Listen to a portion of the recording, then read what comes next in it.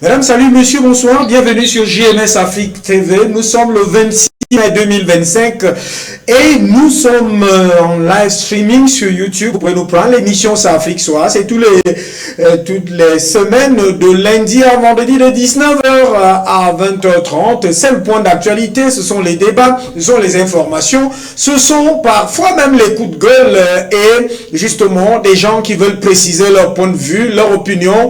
Ils veulent intervenir et justement se mettre au devant de l'actualité. Et ce jour, au Cameroun, vous savez très bien, 144 000 candidats ont pris la route justement des épreuves écrites du baccalauréat de l'enseignement général. Vous le savez très bien. C'est cette épreuve qui sanctionne justement l'entrée pour l'université, c'est-à-dire les humanités, au niveau de l'enseignement secondaire au Cameroun et d'ailleurs partout ailleurs. Et donc au Cameroun, ce jour, 144 000 candidats ont pris la route sur l'ensemble du triangle national. Point focal pour nous dans le département du Noun. D'abord ce soir, on va revenir demain avec toutes les autres régions du pays, mais aussi en seconde actualité, nous allons aller prendre, et je précise déjà que là, nous avons désormais un correspondant permanent dans le département du Noun. Il s'agit de monsieur Kwapé, je crois, je vais bien retrouver son nom tout à l'heure, Idriss, qui sera désormais avec nous pour nous relayer les activités dans le département du Noun. Et puisque il se fera certainement actif, on verra s'il peut relayer toute la région de l'Ouest. Nous aurons en deuxième position Daniel Yangoudjon. Il est directeur de publication du compte rendu. Le compte rendu est en kiosque depuis ce matin au Cameroun. Vous savez, c'est un journal qui a le verbe libre, parce qu'en réalité, le verbe libre est le verbe en profondeur, parce qu'il creuse les réalités aujourd'hui qui traîne et retarde l'Afrique pour son émancipation, son autonomisation, sa souveraineté et son développement total. On va suivre Yangoudjon tout à l'heure. Il nous fera le point sur ce que nous donne le compte rendu de ce jour qui est déjà en kiosque et naturellement de cette semaine, parce que je crois que c'est un hebdomadaire. Et nous irons voir en réalité ce que les religieux font, non, les pasteurs, les hommes de Dieu font en rapport avec l'unité nationale au Cameroun et la prochaine élection présidentielle. Nous irons prendre le pasteur, le révérend pasteur Ndobi, qui vient d'ailleurs de soutenir un mémoire dont la problématique de la contribution des églises dans le champ politique au Cameroun. Et ce champ-là actuellement qui est en mouvance, on sait que c'est la présidentielle. Voilà, mesdames et messieurs, bienvenue sur cette édition ou dans cette édition d'Afrique Soir. Nous allons directement dans la région de l'Ouest, département du Noun, et justement à Kweptam. Monsieur Idriss, bonsoir et bienvenue sur Afrique Soir. Oui, chers téléspectateurs des Frères que soit sur GMS Afrique TV, bonsoir et bienvenue à Kweptam, dans le département du Noun, région de l'Ouest Cameroun. Près de 185 candidats ont affronté ce matin à partir de 8 heures leur première épreuve certificative à l'examen baccalauréat 2025. Au lycée bilingue de Kweptam ce matin, pour être plus exhaustif, 83 candidats en série I. 7 candidats en série C, 93 en série A4 espagnol, 41 en série 4A allemand, un candidat en série A4 arabe. Oui, un candidat en série A4 arabe, Idriss. Est-ce que vous êtes avec nous? Les candidats en salle a commencé. Nous on a remarqué la prestation sur CV des différentes épreuves à l'ordre du jour et à la lecture de la politique des examens avant le lancement des premières épreuves. Sur les 185 candidats, nous on a noté 3 cas d'absence des élèves du collège de l'amitié de Kweptam. L'examen baccalauréat a commencé dans les meilleures conditions d'après M. Ning Sébastien. Aucun problème d'ordre technique n'est à signaler. Pour le proviseur Paul Chapou, chef du sous-centre, le baccalauréat section 2025 se déroule dans le calme et la sérénité. Au lycée bilingue de Kweptam, ce lundi 26 mai 2025, l'examen baccalauréat, au-delà du climat de calme et de sérénité, Les candidats ont commencé dans une sécurité totale car deux éléments des forces de maintien de l'ordre et de sécurité ont été sur le terrain. Ici à Cotamou pour GMS Afrique TV. Prince Idriss. Alors, Prince Idriss, vous restez un peu avec nous. On va aller prendre d'abord le premier élément qu'on va prendre, c'est le chef du secrétariat de ce sous-centre. Alors, est-ce que vous avez quand même vu vous avez déclaré les cas d'absence. Est-ce que vous avez vérifié à quoi sont dus ces 3 cas d'absence-là? Oui, on nous signale probablement que ces cas d'absence ont été liés à l'indisponibilité de certains candidats. Mais nous n'avons pas pu vérifier avec beaucoup d'exactitude cela.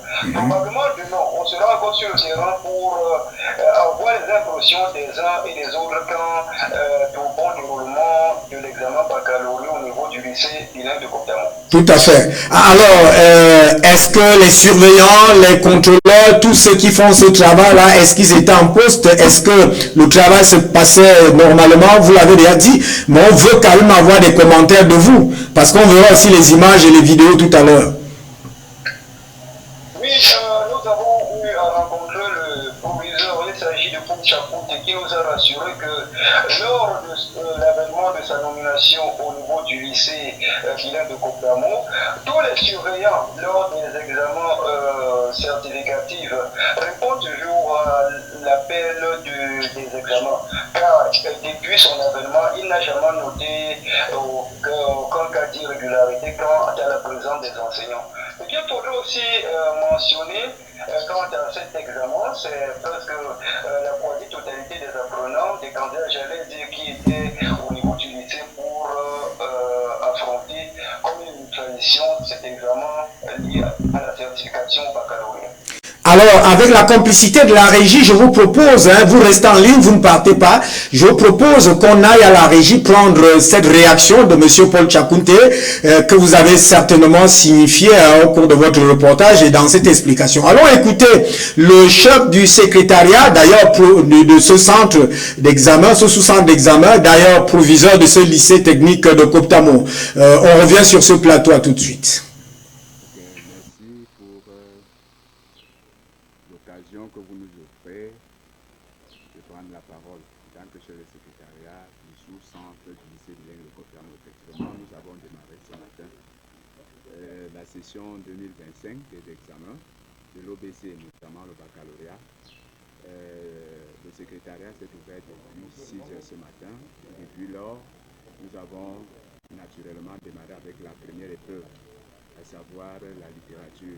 On a 4 allemand, espagnol et arabe, ainsi que la littérature en série D et la philosophie en série C, selon le calendrier national.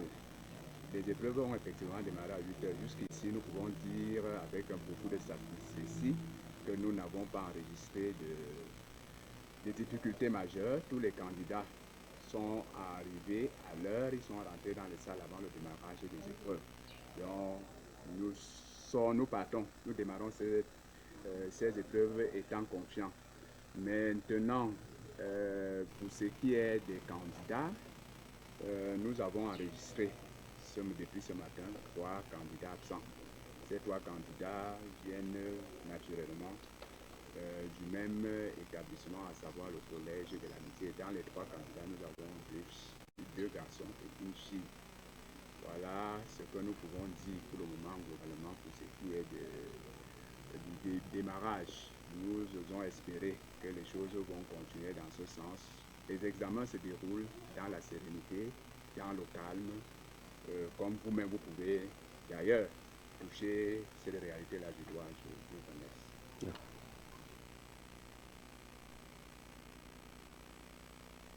Ok, merci pour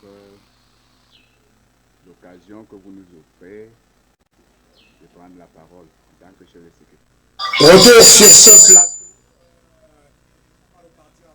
Tout à l'heure, mais ça me permet justement de repartir à la régie pour voir l'ambiance avec ces 2 autres extraits.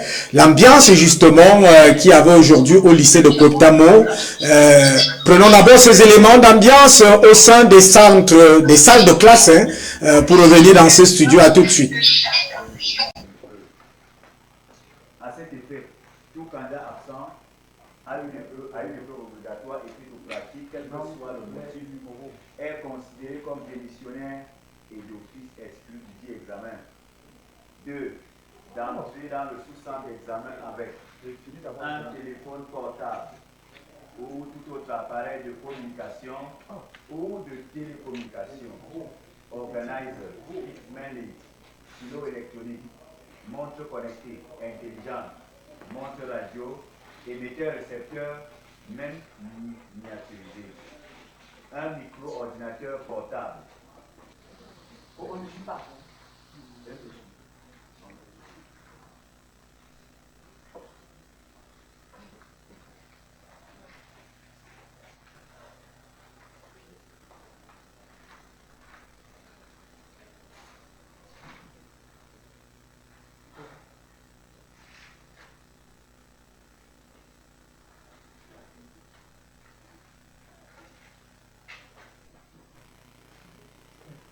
Je vais te dire compris.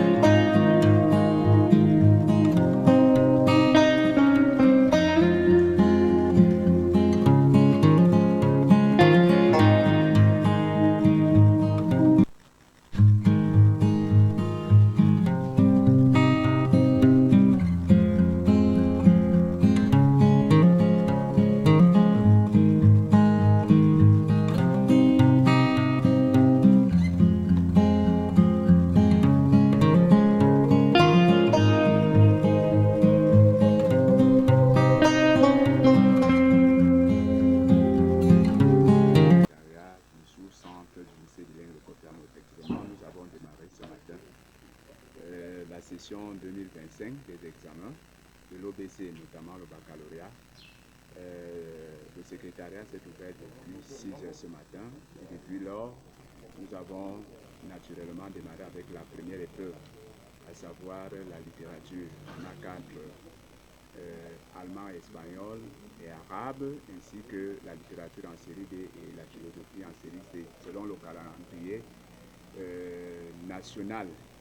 Les épreuves ont effectivement démarré à 8 heures. Jusqu'ici, nous pouvons dire, avec beaucoup de statistiques, que nous n'avons pas enregistré de difficultés majeures. Tous les candidats sont arrivés à l'heure, ils sont rentrés dans les salles avant le démarrage des épreuves. Donc, nous partons, nous démarrons ces épreuves étant confiants. Maintenant, pour ce qui est des candidats, nous avons enregistré depuis ce matin 3 candidats absents. Ces 3 candidats viennent naturellement du même établissement, à savoir le collège de la Misée. Dans les 3 candidats, nous avons 2 garçons et une fille. Voilà ce que nous pouvons dire pour le moment globalement. Retour sur ce plateau après le point sur l'examen du baccalauréat général qui s'est ouvert ce jour sur l'étendue du territoire camerounais. 144 000 candidats. Ces chiffres comme un chiffre symbolique qui renvoie vers les écritures. Mais nous n'étions pas là sur les écritures. On va revenir sur ce point d'actualité demain par rapport aux aléas du direct qu'on a eu tout à l'heure. On va revenir sur cette actualité demain. On prend le second élément d'Afrique Soir de ce soir. Je vous l'ai dit. Je l'ai annoncé en titre, il s'agit de Daniel Yangojo. C'est un ancien travailleur du domaine aérien, des transports aériens au Cameroun, réputé dans la défense des droits justement des transporteurs du secteur, des employés du domaine des transports aériens au Cameroun. Il est président d'honneur du syndicat national des travailleurs du secteur des transports aériens au Cameroun et il est directeur de publication du compte rendu. Nous partons donc à Douala car depuis ce matin, l'édition du compte rendu est en kiosque. Daniel Yangojo, bonsoir.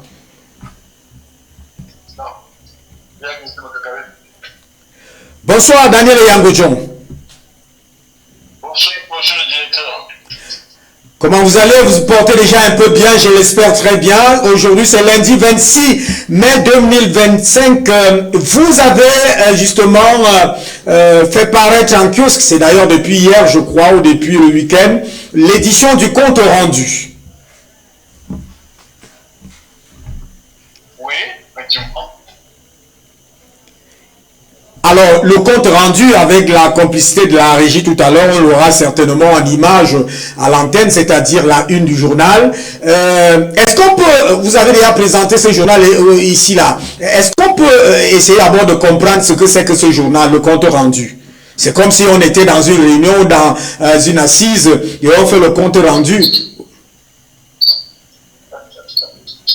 compte rendu, en effet, c'est un journal. En fait, je l'avais mis sur pied pour parler du transport et du Made in Cameroun, afin de rendre compte aux Camerounais de ce que ces 2 secteurs d'activité peuvent rapporter au pays. Oui. Ils sont assez divisés. Bon, c'est un journal vraiment syndical où je rends compte de ce qui se passe sur le plan général. Mais je crois que nous croyons que dans l'avenir proche, nous allons nous concentrer sur notre ligne de départ, à savoir contribuer du Made in Cameroun et le secteur du transport, qui sont des secteurs très difficiles. On ne connaît pas la valeur au Cameroun. Comment ça vous dit qu'on ne connaît pas la valeur au Cameroun? Vous êtes dans le secteur des transports aériens, mais l'on sait qu'au Cameroun, le transport en réalité a son vent en poupe, que ce soit au niveau des mers, bon les mers pas trop, mais au niveau terrestre, ça fonctionne. Le directeur, pour que le secteur, pour que le transport terrestre fonctionne, il faut qu'il y ait des bourses. Oui. Vous ne pouvez pas faire fonctionner, ce n'est pas comme l'air, ce n'est pas comme l'air naturel, il faut pas avoir besoin d'aménagement là-bas. On a besoin d'outils de production, d'outils de transport. Oui. Et la route, c'est pas comme la mer non plus. La mer est déjà là, on a besoin d'outils de transport. La route est différente. Le transport terrestre est différent. route doit précéder l'outil de transport. S'il n'y a pas de route, vous ne pouvez pas faire le transport. Alors au Cameroun, il n'y a pas de route. Vous ne pouvez pas dire que vous faites du transport, que les enfants le vont en poupe, alors qu'il n'y a pas de route. Le réseau routier est très petit, très insuffisant, et le peu qu'il y a est pourtant défectueux. Quand vous faites 5 heures, 6 heures entre Douala et Yaoundé, monsieur, quel que soit le nombre de véhicules que vous avez en route là, ça ne peut pas marcher, ça ne peut pas donner. Vous faites 5 heures, là où en temps normal de pays, on fait 1h30. Imaginez ce que cela vous coûte en carburant, en pièces rotatives, en pièces détachées par la suite. Imaginez ce que cela vous coûte. Maintenant, quand vous voyez que les pièces rotatives ont besoin d'huile, cette huile vous est vendue par l'étranger, quand vous voyez que les pièces détachées vous viennent du Nigeria et de l'Europe, vous voyez un peu qui profite derrière le mauvais état des routes et dans le mauvais état des véhicules. Sur le plan économique, ça ne rapporte rien au Cameroun aujourd'hui. Le transport terrestre. Non, non, non, tel que vous venez de faire la présentation, on comprend qu'il y a un vrai problème parce que vous venez de faire une présentation qui implique des incidences sur les usagers, c'est-à-dire les agents de voyage et autres là, qui sont de nature à justement les faire tourner en rond. On vous le concède. Vous continuez. On parle du transport terrestre seulement. C'est impossible à partir de l'État et du nombre de routes. Maintenant, les routes elles-mêmes, même celles qui sont bien aménagées, ce sont des routes coloniales. Qui ont été faites juste pour laisser passer les produits des colons, allemands, anglais, français. C'est pour ça qu'ils ont fait des petites routes. Parce qu'ils ne voyaient pas, ils ne voulaient pas que la route joue sa fonction économique, même pas sociale, en colonie. Et nous, voilà du communisateurs du Coran indépendant, on a continué sur ce prisme-là, sur ce modèle de route de 10 mètres entre deux grandes villes, de 15 mètres. Et donc, cette route ne remplace pas du tout leur fonction économique et sociale, notamment économique. Donc voilà pour le transport terrestre. Pour le transport fluvial, alors ici, monsieur le directeur, il n'existe même pas. Je peux vous dire qu'il existe. C'est un vrai scandale. Si vous prenez le réseau fluvial du Cameroun, vous verrez ce que ce pays-ci a reçu en cadeau de Dieu. Mais à quoi ça sert? Ni pour les échanges fluviaux entre villages, ni pour le tourisme local, ni en rien. Monsieur le directeur, c'est un transport fluvial, je dis bien souvent fluvial, maritime, vous auriez vu l'incontournable nécessité du chantier naval. Le chantier naval se meurt devant tout le monde, ça peut le transport de parce qu'on n'a même pas besoin de lui. Oui. Le transport fluvial, s'il existait, vous dites qu'il s'imposait à vous comment je peux dire ça, la création d'un chantier naval. Or, ce n'est pas le cas. Dans le transport maritime, ici, c'est vraiment ridicule. Voilà un pays qui a 350 km de front maritime, avant la faire casser, d'après certaines sources, il s'est élargi. Oui. Avec des propos de self-mètres. Un pays vient de recevoir l'un des plus grands bateaux du monde, 400 mètres de long, 2 mètres de large, plus de 24 conteneurs.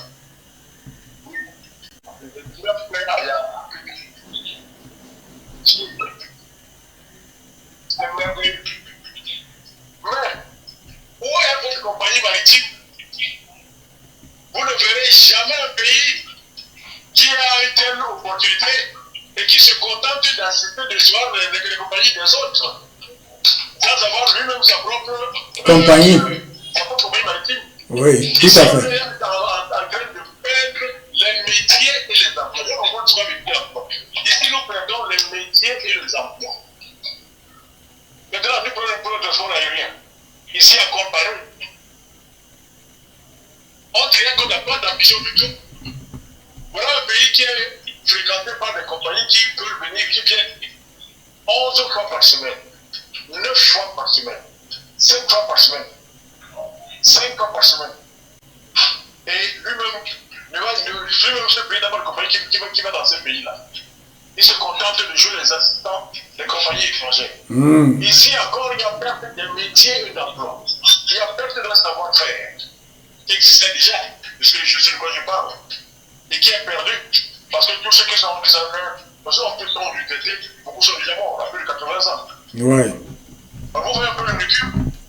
Si on demande aujourd'hui, vous voyez souvent comment on dit dans un pays, la Pologne peut dire que j'ai besoin de 200 000 travailleurs pour relancer mon économie. L'Allemagne dit j'ai besoin de 350 000. Le Canada vous dit j'ai besoin de 400 000. C'est parce que chaque ministère a fait une étude dans ses divers secteurs d'activité. Et a vu qu'il me faut ceci pour que je relance. Le Cameroun, quel ministère qui a fait ce travail?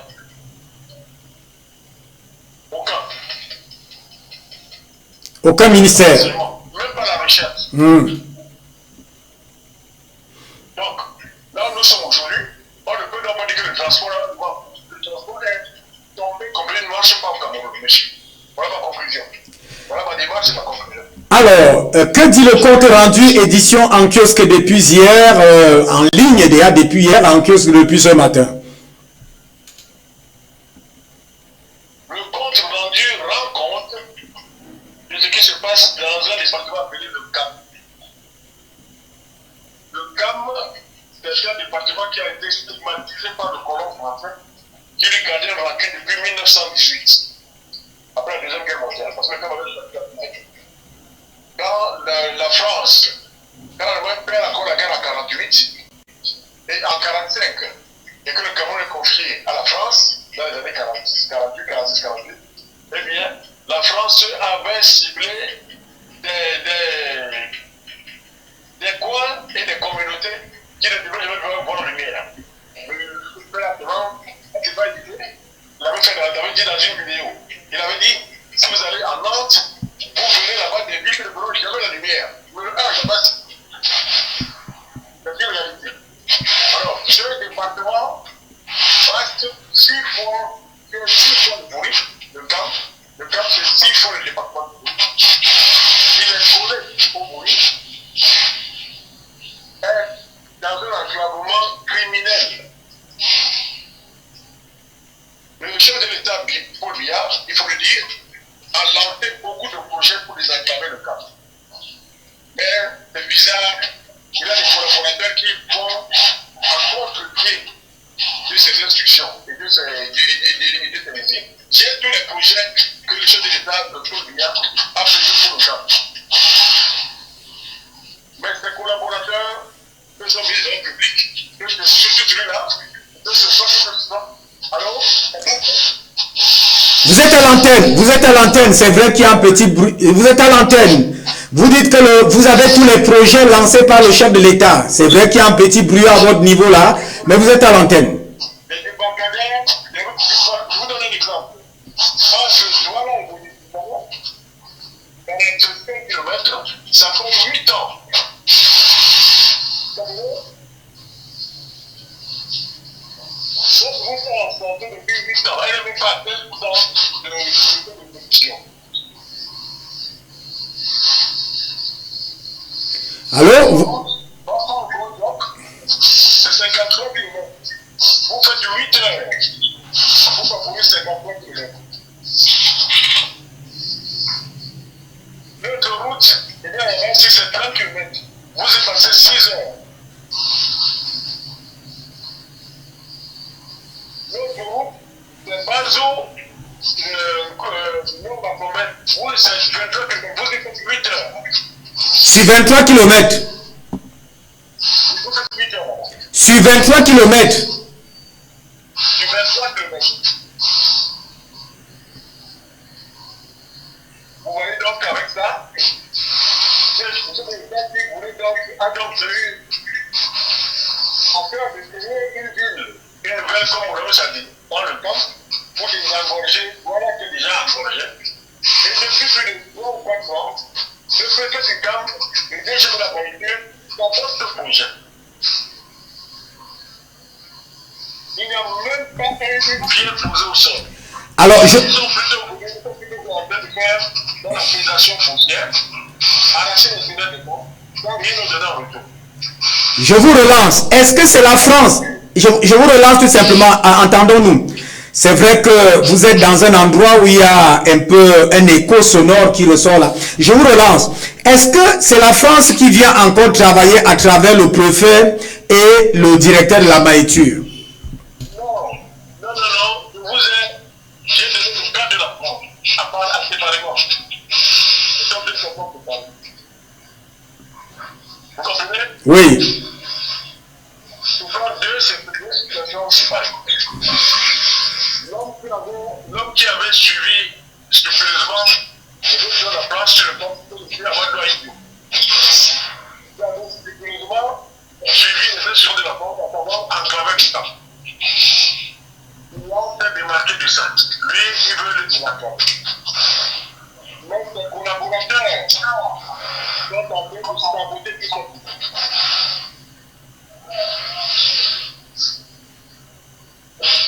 Ses collaborateurs sont en train de saboter. Ils sabotent tous ces projets. Le désenclavement, construire les routes, construire les débarcadères, construire les nouvelles villes du terre pour vous connaître avant. Bien avant.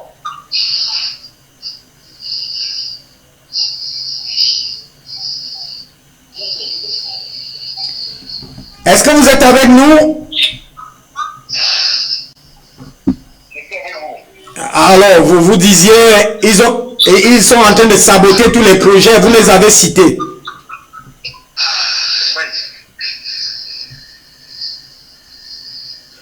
Et c'est de cela que le compte rendu va.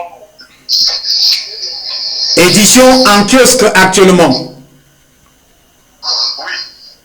Ça suppose donc que le grand zoom de l'édition du compte rendu en kiosque actuellement, c'est une édition qui est consacrée sur le département d'Uncam, un département qui est pratiquement pris en otage entre les mains des administrateurs ou ceux qui doivent mettre en application les projets décidés par le président de la République, c'est ça? Oui, c'est ça. Ce projet se comporte en somme d'un état autonome. Surtout que vous venez de dire que pour faire parcourir 23 km, il faut mettre 8 heures. Alors, quelles sont les solutions que vous proposez dans ce journal? Les élus du CAM et les élus du CAM ont fait d'autres. Les journaux, comme ce que vous faites à ce moment-ci, dans le front face par ceux qui ont besoin de dire. C'est tout ce que vous voulez. Le chef de l'État, c'est dit par le journal lui a fait une lettre ouverte. Ah, ok. On peut pas faire une job, je sais pas si vous faites plus. Que dit cette lettre ouverte? Est-ce qu'on peut terminer en parlant de cette lettre ouverte? La lettre ouverte, elle informe le chef de l'État que tous les projets qu'il a fait dans le cadre sont sabotés par ses collaborateurs. Que ce soit la ville avec la maïture, que ce soit les routes, que ce soit les débarcadères, il y a rien qui est terrain. Et que tout l'approche, on va lui adapter. En ce sens, le mettre au courant de quelque avancée que ce soit cela, c'est un approche au fond. Qu'il envoie une équipe. Ah oui, qu'il envoie une équipe pour faire la confrontation sur le terrain. Oui. Mais est-ce que c'est pas triste de connaître cela puisqu'il y a plein d'élites dans ce département et qui sont d'ailleurs dans le Serail et qui sont dans le gouvernement? C'est ça la tristesse. Vous avez à un moment donné, en Québec, il y avait dit quoi? Le pays organisateur là où toutes les élites sortaient d'un village qui était enclavé, enfermé, dans le boulonné, et tout c'était ce village avec plusieurs noms de ministres dans le gouvernement. Mais ce n'est pas seulement dans le sud, c'est aussi dans le littoral. Les paradoxes du pays organisateur, ça veut donc dire que Nkam vit aussi les paradoxes. Bon, qu'est-ce que le pays organisateur? Oui, mais il est à côté du pays organisateur avec des élites qu'on peut citer à l'appel. Je ne veux pas vous dire mot, mais c'est aussi paradoxal. C'est également paradoxal. a les élus, il y a les ministres, il y a des directeurs d'entreprise, il y a ceci, il y a ceci. Comment se fait-il que dans un tel département où il y a des ministres, il y a des députés, un député qui ne sait même pas comment fonctionne ce projet. Un maire qui est en train de ce projet. merci, hein, ça suscite un peu le rire, mais fatalement, ce n'est pas très amusant parce que vous venez de dire là qu'il faut faire 8 heures sur 23 km de route. Oui. Est-ce que cela est vérifiable et vérifié? C'est ce que je vous dis. Oui. Qui le conteste, je l'ai écrit. Daniel et Yangodjon, merci hein, pour votre contribution. Vous étiez dans le registre d'invités d'Afrique Soir de ce soir. Merci parce que ces informations que vous venez de donner pour ce département sont des informations qui en réalité devraient être déposées sur la place, hein, la table du chef d'État, du président de la République, et qui d'ailleurs peuvent scandaliser l'opinion lorsqu'on peut dire que pour faire parcourir 23 km, c'est-à-dire 10 plus 3 km, on met 8 heures de temps. C'est comme si on retournait à l'Antiquité. Merci pour votre contribution. Merci à vous. On va certainement se retrouver demain pour un autre registre. Alors, on prend une autre direction cette fois-ci. Je crois que c'est toujours à Douala, mais en rapport avec la situation des élections au Cameroun. On va aller trouver le pasteur Ndobi. Pasteur Ndobi, bonsoir. Bonsoir Hubert, bonsoir monsieur le directeur général. Merci de m'avoir convié une fois de plus à cette édition de débat intellectuel de ce soir. Oui, ce soir, c'est la première fois. Non, c'est pas la première fois sur les antennes de JMS Afrique TV, mais c'est la première fois dans ce registre d'Afrique Soir. Nous parlons là, je crois qu'avec la complicité de la régie, on va aller retrouver votre thème là-bas, de faire un décryptage sur ce qui est nécessaire et l'enjeu aujourd'hui, consolider l'unité nationale pour éviter les déstabilisations, que ce soit exogène ou endogène, avec des sources exogènes ou endogènes. Vous venez de travailler sur un sujet, un mémoire, qui en réalité voudrait que les églises apportent leur contribution dans le cadre de cette marche politique au Cameroun. Est-ce qu'on peut avoir au moins une lecture de vous, un résumé de vous sur votre travail? Ok, merci monsieur Hubert par rapport à cette question. Oui, mon thème c'était la contribution des églises au Cameroun par rapport à la marche politique du pays, ou bien la résolution des crises, des conflits. Tout à fait. Dans notre pays.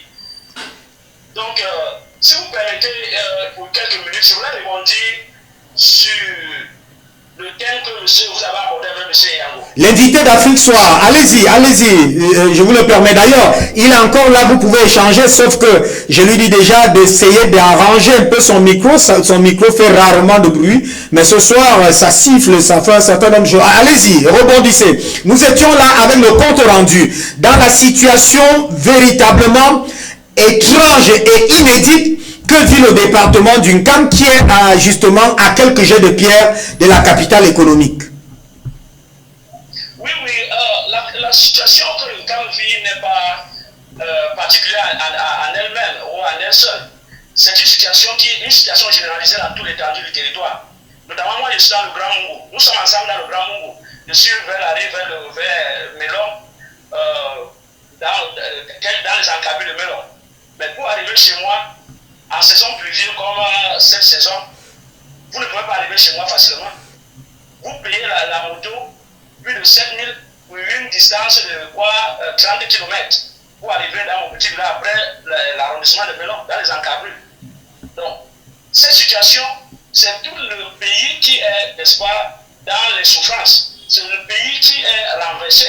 C'est le pays qui en souffre. Il faut noter que nos dirigeants aujourd'hui travaillent comme s'ils avaient le pays après le pays s'ils iront habiter ailleurs. Quand vous comprenez qu'un ministre détourne plus de 180 milliards de francs CFA. 180 milliards de francs CFA. Comme la justice vient d'accuser Edgar Alain Louis, ministre de la Défense. Vous pensez que nous sommes dans un pays sérieux? Et il n'est pas seul. Quand vous avez des ministres qui volent à n'importe infini, c'est le directeur qui détourne. C'est-à-dire que le budget du pays, c'est le budget qui entre dans les pots des copains et des copines. Alors, la population, la petite population, je veux dire, ceux qui n'ont pas le choix, vont faire comment? Tout le monde ne peut pas être dans les lieux de décision. En conclusion, qu'est-ce que vous faites? Les gens sont frustrés. L'économie est tellement, aujourd'hui même, pour que les gens mangent à la maison, c'est devenu difficile, comme on dit sur mon quartier. C'est tellement compliqué. J'ai même vu dans mon quartier des gens qui sont rentrés, qui ont prié barrage, ils sont rentrés au village. Parce que c'est une balade de l'argent des deux bouts. Mais son village, ils vont se retrouver. Au village, au moins son village, peut-être il peut trouver son matabo, il y a la solidarité du village. Peut-être il peut avoir les primes, il peut avoir le manioc. Il y a cette solidarité du village. Ok. Donc, en ville ici, ça part vite.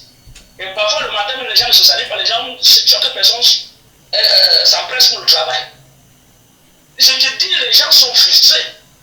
Nos dirigeants travaillent comme si, après le Cameroun, ils iront vivre ailleurs. Mais puisque vous ouvrez la brèche pour cet échange avec Daniel Yangoudjon qui est encore là, Daniel Yangoudjon a signifié qu'il y a des projets mis en place par le président de la République, par exemple dans le cas du département d'Uncam, et ça m'étonne pour Melon. Bon, Melon, on peut savoir que c'est une petite vallée qui est là et qui demande à être aménagée parce que j'ai parcouru un peu ce terrain-là. Mais au niveau d'Uncam, par exemple, le chef de l'État a pris toutes les dispositions avec des projets qui sont là, mais les projets qui peuvent être mis en application.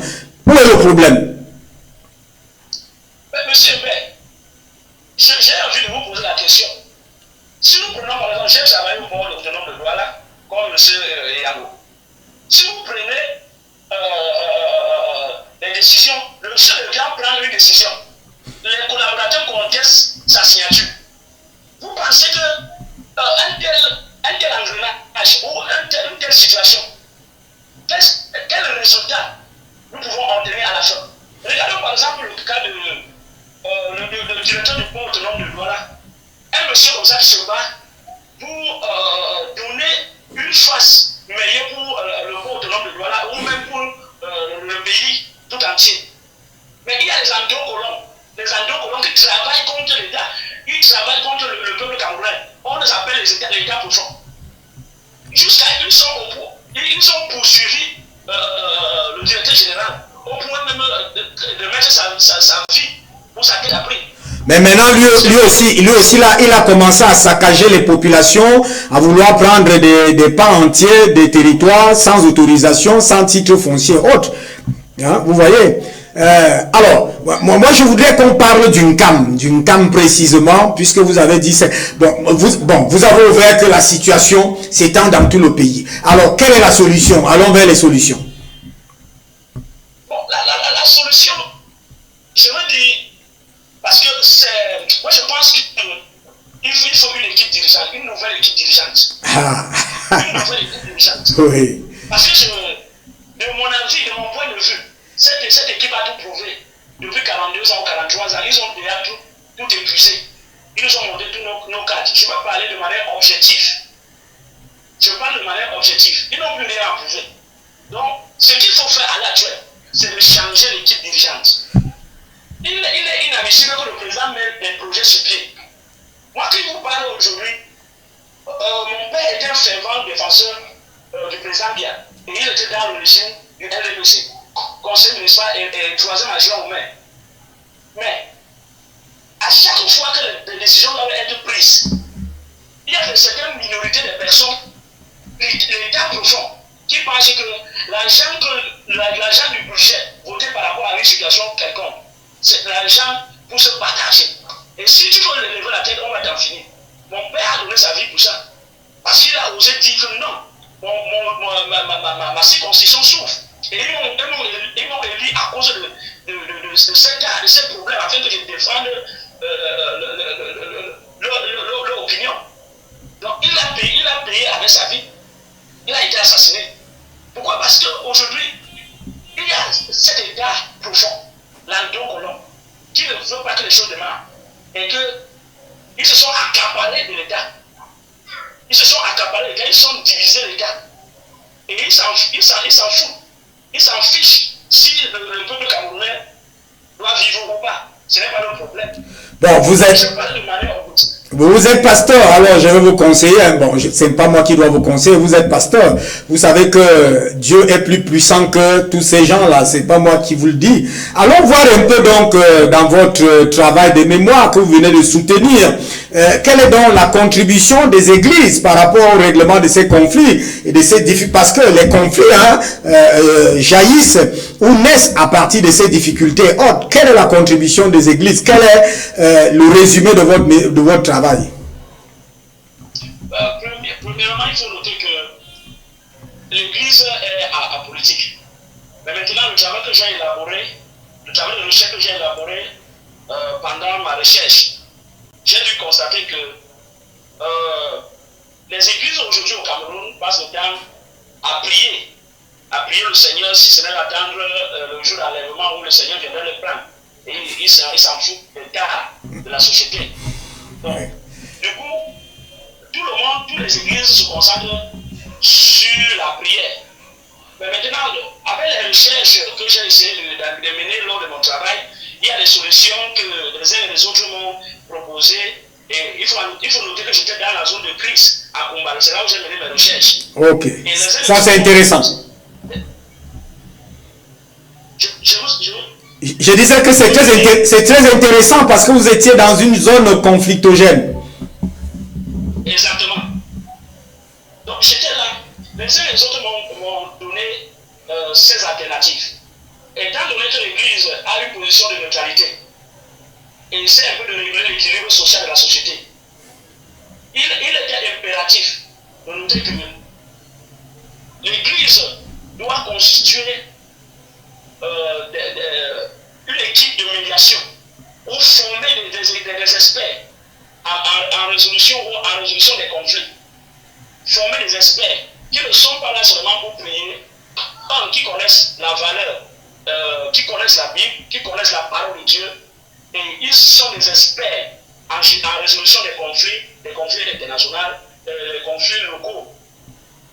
Et deux, il faut que l'Église ne s'arrête pas seulement au niveau de former une équipe de médiation entre le gouvernement et les partis belligérants, mais essaie un peu d'établir la confiance entre l'Église, entre ces personnalités et l'État. Parce que le problème que les personnes m'ont signifié, c'est qu'aujourd'hui, l'Église est confrontée à beaucoup de problèmes. L'Église n'a pas de personnes formées qui peuvent porter la voix de l'Église auprès du gouvernement.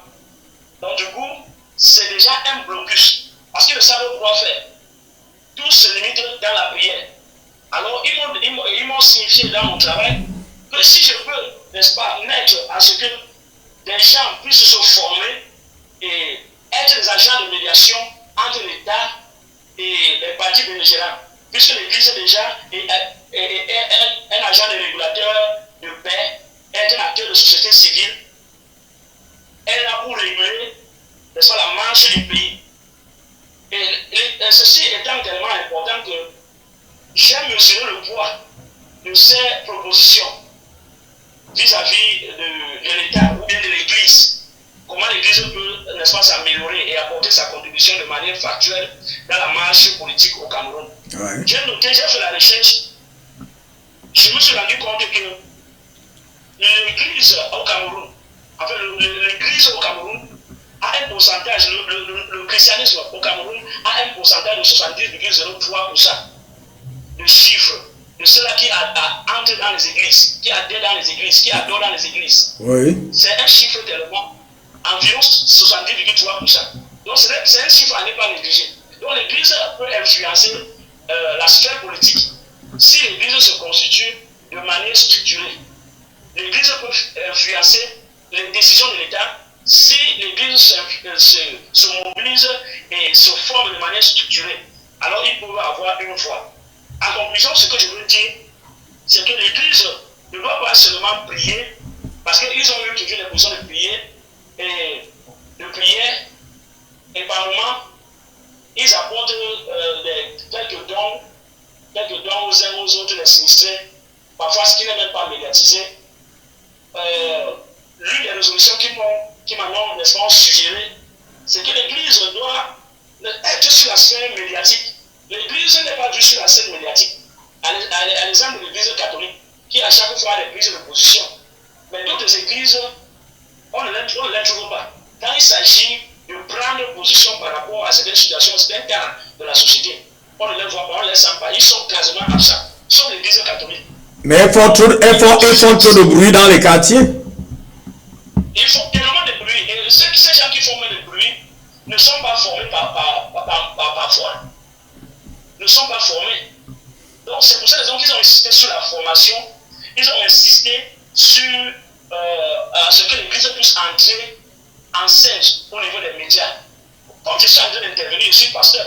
Je donne ma position en tant que pasteur et en tant que citoyen camerounais. Oui. Donc l'Église doit monter au créneau et saturer les médias, donner leur position quand il y a à donner et essayer d'harmoniser la société. Quand il y a à harmoniser la société, quand l'Église, le pays est en conflit, l'Église peut être un régulateur, un agent de paix, un agent de la société civile, un agent qui peut apaiser les tensions de deux côtés.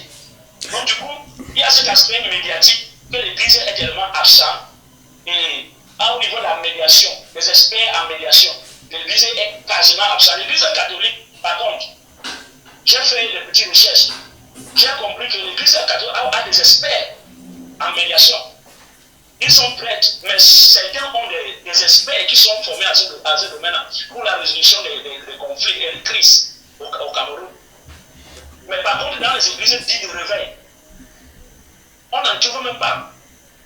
Et au niveau même de l'Église catholique, j'ai essayé d'évaluer les interventions, fait des recherches par rapport à la prise de position des églises catholiques. J'ai constaté que l'Église catholique prend des positions à plus de 45%. 45% dans ces prises de décision. Par contre, dans les églises de réveil, tout l'ensemble des églises de réveil, c'est 15%. 15%. 15% même, c'est les positions individuelles.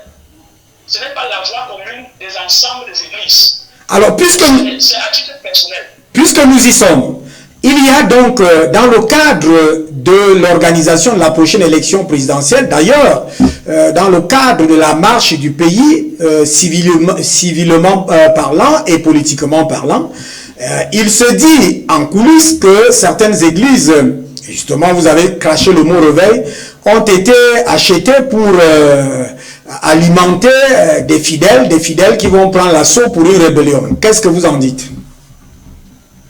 Là, j'ai déjà dit que l'Église a une position de neutralité vis-à-vis de la chose politique. Oui. Elle est là pour réguler la paix. Oui. Mais maintenant, si certaines églises s'entêtent ou bien prennent des positions à alimenter des rébellions en vue des élections présidentielles qui arrivent, moi je peux conclure que ces églises ne sont pas des églises. Ah, elles ne sont pas des églises? Ne sont pas des églises. Elles sont donc quoi? Est-ce que... Non, une définition d'une église. L'église, c'est d'abord quoi? Oui. L'église, c'est un agent de régulateur de la paix, un apporteur de la paix dans les familles, dans la société. L'église apporte le confort, le réconfort des populations vulnérables, des gens sinistrés. Et c'est cette église, si soi-disant cette église, elle est là pour alimenter plutôt la guerre ou bien les rébellions. Vous pouvez convenir avec moi qu'ils sont hors contexte des cadres de l'église, des normes de l'église. On peut déduire que ces églises ne sont pas des églises, mais c'est un groupe de rébellion. On les appelle donc comment? On doit tirer les conséquences et la justice doit faire son travail. La justice doit faire son travail. Parce que l'église apporte la paix, l'église apporte l'unité, l'église apporte la cohésion sociale, l'église apporte, n'est-ce pas, la compréhension. Bon, d'où vient-il que l'église est pointée du doigt qu'elle prépare la rébellion. Alors si elle prépare la rébellion, quelle était anti-conséquence? Et quand on traque ces personnes et qui remontent de leurs actes, parce que ce n'est plus, c'est loin d'être une église. Alors, position du pasteur que je suis. oui, ça c'est la position du pasteur, du géospiritualiste et même de quelqu'un qui ferait dans la médiation des conflits, c'est-à-dire que, parce que là, votre travail, je crois qu'on va revenir suffisamment pour les prochaines éditions, table dans ce cadre-là. Alors pour vous, actuellement, sur cette scène politique, avec tout ce qu'il y a comme débat actuellement, quelle est votre lecture en tant que médiateur? On va sortir par là. Or, je veux dire qu'en tant que médiateur, moi je suis quelqu'un neutre en tant que pasteur. Donc, si je peux proposer, je peux proposer de tous les deux côtés. Oui. Qu'est-ce que vous proposez? Je peux proposer aux agents du gouvernement de faire tout à ce que les élections puissent être transparentes. Qu'ils fassent tout à ce que tout le monde puisse se sentir camerounais concernant ces élections. Et de l'autre côté, les opposants, je veux dire que nous avons un seul pays. Nous n'avons pas deux Cameroun. Nous avons un seul Cameroun. Oui. Donc, pour être patriote ou pour être celui-là qui aime son pays, nous ne devons pas brûler le Cameroun. Parce que si nous brûlons le Cameroun aujourd'hui, demain nous irons habiter où? Nous avons qu'un seul pays qui nous abrite. Et nul ne se sent mieux que chez soi. Donc je vais interpeller tous les deux partis. Ceux-là qui ont bien préparé les Kalachnikovs et gardés dans les Sissongo, comme on dit souvent au quartier. Oui. Je vais les interpeller en tant que pasteur. Je veux condamner ces actes. Je veux que tout le monde puisse participer à ces élections avec un esprit d'apaisement, avec un esprit de citoyenneté, avec un esprit nationaliste, avec un esprit de reconstruire la société camerounaise, ce qui ne marche pas. Donc, je veux que tous les égos puissent se taire. Nous pouvons avoir des différences, mais je propose que l'État, avec les autres partis de l'opposition, puissent trouver une plateforme auquel ils vont, n'est-ce pas, pouvoir venir discuter de certains cas auxquels ils ont des désaccords. Donc, voilà un peu ma position. Nous avons un seul pays, nous n'avons pas deux pays. Ceux-là qui pensent qu'ils vont brûler le Cameroun et que nous autres, nous allons rester les bras croisés, nous allons les regarder faire. Ça ne passera pas au Cameroun. Je dis non et je condamne cela avec énergie. Et même les forces endogènes qui complotent contre l'État, qui sont dans le gouvernement et complotent contre le gouvernement, contre l'État, je leur dis qu'ils ne pourront pas déstabiliser ce Cameroun. Parce que le Cameroun ne les appartient pas. Le Cameroun appartient à Dieu et appartient à tous les Camerounais et habitants du Cameroun. Le Cameroun ne les appartient pas. Le Cameroun est un ensemble qui appartient à tout le monde. Donc, c'est ce que je veux dire. Merci pour cette contribution, d'ailleurs qui se termine avec votre fermeté que l'on vous connaît. Je rappelle que vous maîtrisez parfaitement, comme vous parlez en français là, en anglais même c'est encore autre chose. Merci. J'annonce d'ailleurs une émission de géospiritualité avec vous, avec un de vos collègues du Tchad et peut-être d'autres qui vont certainement se joindre des autres pays, c'est-à-dire au Cameroun, Tchad, Guinée équatoriale ou RCA, Centrafrique, ainsi de quoi, Congo, Brazzaville, ainsi de suite. Donc une émission de géospiritualité qui a justement cette tonalité-là, cette tonalité de travailler de manière permanente sur le sol africain et camerounais en particulier, pour donner toute la dignité, la sacralité qui revient à l'homme. Lorsqu'on dit qu'en 2025, on part d'une route, d'un tronçon de route de 23 km, on met 8 heures de temps, c'est dans le département du Nkam. Le Nkam qui est à quelques jets de pierre de la capitale économique Douala, c'est pratiquement une catastrophe, c'est inacceptable, c'est intolérable, c'est irrécusable si on était au Conseil constitutionnel.